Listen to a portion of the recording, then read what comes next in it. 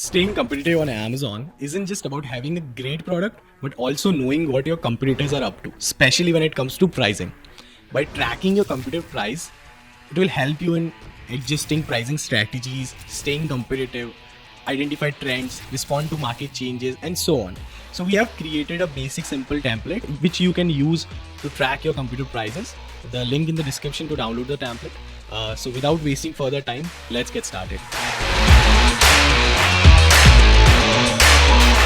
For this, you'll need Helium 10. Access Helium 10. Go to your Helium 10 account. Click on Tools from the main menu. Navigate to Black Box. Click on Black Box within the Tools section. Note, Black Box is primarily for product research, but it can also be used to track competitors' price. Use product targeting.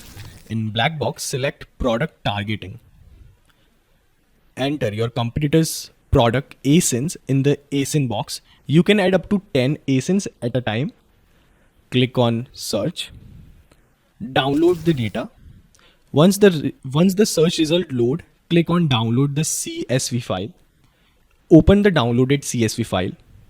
Note, this report will include not only the ASINs you inputted, but also related products.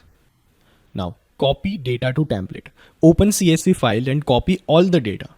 Paste the data into the data subsheet of our template. This sheet will serve as your data repository for tracking competitors' price. Update main subsheet. Go to the main subsheet where you want to track the daily prices.